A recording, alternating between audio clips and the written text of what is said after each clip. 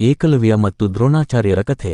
ಯುಗಯುಗಗಳಿಂದಲೂ ಏಕಲವ್ಯನ ಕಥೆ ಭಾರತೀಯ ಮಹಾಕಾವ್ಯ ಮಹಾಭಾರತದ ಪಾತ್ರ ಅನುಕರಣೀಯ ಶಿಷ್ಯತ್ವವನ್ನು ವ್ಯಾಖ್ಯಾನಿಸುತ್ತಿದೆ. ಆದರೆ ಪ್ರಸಿದ್ಧ ಕಥೆಯಲ್ಲಿ ಕೇಳಿರದ ಮತ್ತು ಕಾಣದ ಒಂದು ಬದಿಯಿದೆ. ಏಕಲವ್ಯ ಒಬ್ಬ ಬಡ ಬೇಟೆಗಾರನ ಮಗ. ಕಾಡಿನಲ್ಲಿ ಚಿರತೆಗಳು ಬೇಟೆಯಾಡುತ್ತಿದ್ದ ಜಿಂಕೆಗಳನ್ನು ರಕ್ಷಿಸಲು ಅವನು ಬಿಲ್ಲುಗಾರಿಕೆಯನ್ನು ಕಲಿಯಲು ಬಯಸಿದನು. ಆದ್ದರಿಂದ ಅವನು ದ್ರೋಣಾಚಾರ್ಯರ ಬಳಿಗೆ ಹೋಗಿ ತನಗೆ ಬಿಲ್ಲುವಿದ್ಯೆಯನ್ನು ಕಲಿಸುವಂತೆ ಕೇಳಿಕೊಂಡನು. ದ್ರೋಣಾಚಾರ್ಯರು ರಾಜಮನೆತನದ ಗುರುಗಳಾಗಿದ್ದರು. ಆ ದಿನಗಳಲ್ಲಿ ನಿಯಮದಂತೆ ರಾಜಮನೆತನದ ಸದಸ್ಯರಿಗೆ ಮಾತ್ರ ಕಲಿಸಬೇಕು, ಬೇರೆ ಯಾರಿಗೂ ರಾಜ್ಯ ಕಲೆಯನ್ನು ಕಲಿಸಲು ಅವಕಾಶವಿರಲಿಲ್ಲ.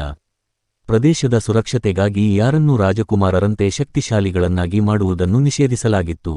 ಆದರೆ ಏಕಲವ್ಯನು ದ್ರೋಣಾಚಾರ್ಯರ ಕೆಳಗೆ ಅಧ್ಯಯನ ಮಾಡಲು ತುಂಬಾ ಬಯಸಿದನು. ರಾಜ್ಯದ ಕಾನೂನಿನಿಂದ ಬದ್ಧನಾಗಿದ್ದ ದ್ರೋಣಾಚಾರ್ಯರು ಅವರನ್ನು ತಮ್ಮ ವಿದ್ಯಾರ್ಥಿಯಾಗಿ ಸ್ವೀಕರಿಸಲು ಸಾಧ್ಯವಾಗಲಿಲ್ಲ. ಏಕಲವ್ಯನು ತನ್ನ ಹೃದಯದಲ್ಲಿ ದ್ರೋಣಾಚಾರ್ಯರನ್ನು ತನ್ನ ಗುರುಗಳೆಂದು ಈಗಾಗಲೇ ಒಪ್ಪಿಕೊಂಡಿದ್ದನು. ಅವನು ಮನೆಗೆ ಹೋಗಿ ತನ್ನ ಗುರುವಿನ ಪ್ರತಿಮೆಯನ್ನು ಮಾಡಿದನು. ಮುಂದಿನ ವರ್ಷಗಳಲ್ಲಿ ಪ್ರಾಮಾಣಿಕತೆ ಮತ್ತು ಅಭ್ಯಾಸದಿಂದ ಅವನು ಬಿಲ್ಲುಗಾರಿಕೆಯನ್ನು ಕಲಿತನು ಮತ್ತು ಆ ಕಲೆಯಲ್ಲಿ ರಾಜ್ಯದ ರಾಜಕುಮಾರರಿಗಿಂತ ಉತ್ತಮನಾದನು.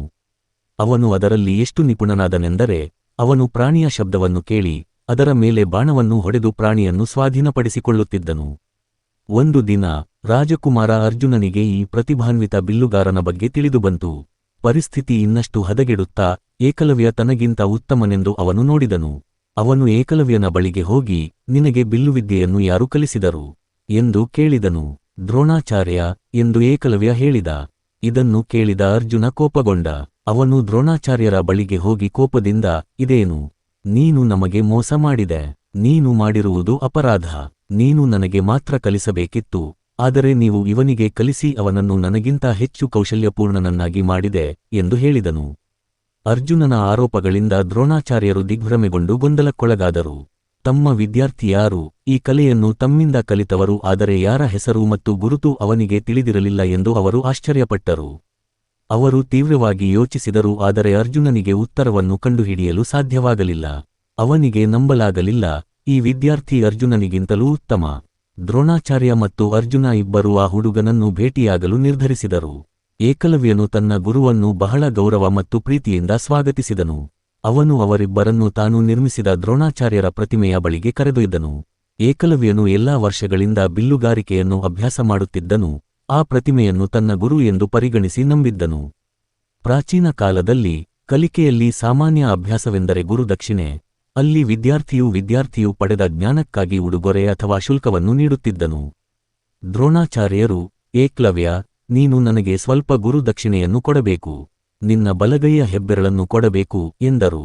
ಹೆಬ್ಬೆರಳು ಇಲ್ಲದೆ ಬಿಲ್ಲುಗಾರಿಕೆಯನ್ನು ಅಭ್ಯಾಸ ಮಾಡಲು ಸಾಧ್ಯವಿಲ್ಲ ಎಂದು ಏಕಲವ್ಯನಿಗೆ ತಿಳಿದಿತ್ತು.